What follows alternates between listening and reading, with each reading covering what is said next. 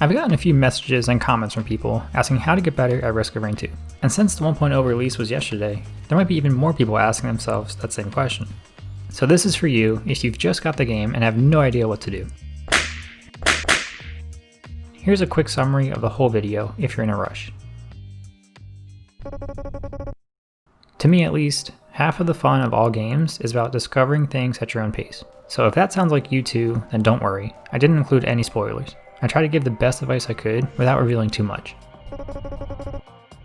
When you play for the first time, you start off as a commando and have nothing unlocked. This is actually a pretty difficult way to play the game, especially if you don't like the commando. And it's not that he's a bad character, but he might just be a bad character for you. With that in mind, one of your first goals should be to unlock more or all the characters. They're all different, and some will be easier to use depending on who you are and how you play. You never really know which character you'll like best until you use them, so it's really worth it to unlock them all. To see how to unlock them, you can mouse over them in the selection screen, or look through the logbook to see what the challenges are. You'll get done some of these just from playing naturally, but others are more out of the way and require deliberation. If you're ever really confused by a challenge, you can always check the wiki or find some good guides on YouTube. Once you finally get new characters and found one that you like, you can start working towards challenges that unlock better items. Just like the characters, you can unlock a lot of the items just from playing naturally. But check out the logbook to see what the more obscure challenges are, because some of them are kinda tough and a little hidden. I wish I could just tell you flat out what the best items are, but that doesn't always make sense. There are so many combinations that they can either be good or bad depending on the situation. Bottom line is that there's a lot of fun to be had in experimenting for yourself and seeing what works and what doesn't. So go and see what crazy things you can come up with. Artifacts are modifiers that drastically change the way the game behaves.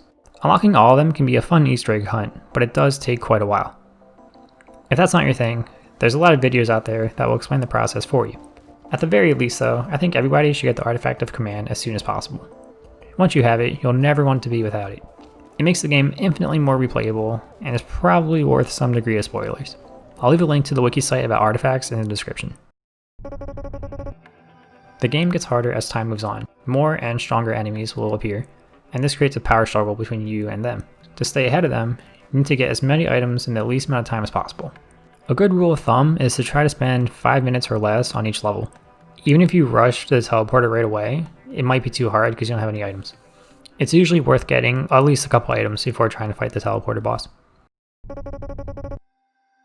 Sometimes the challenges are too hard, or you simply don't have a lot of time to play. If that's the case, you can put the difficulty to Drizzle and unlock things way faster. Anything you unlock on Drizzle will carry over to other difficulties, unless it explicitly states otherwise, and only like 2 items behave like that. This is especially useful when trying to unlock the artifacts in a timely manner. And last but not least, playing with friends is a great way to get better. Seeing the game through someone else's eyes will help you learn off each other and make more discoveries. It's also a much more forgiving experience, because if you die, your friend can still beat the level and bring you back. I get that not everyone has friends who play Risk of Rain 2, but luckily, there's an official Discord server from the developers, as well as public matchmaking to help you find people to play with. The goal of this video was not to tell you exactly how to play the game, rather, just to give you some general guidance on what to do next. So to that end, I hope you found it helpful. Thanks for watching, and I hope you're enjoying Risk of Rain 2. See ya.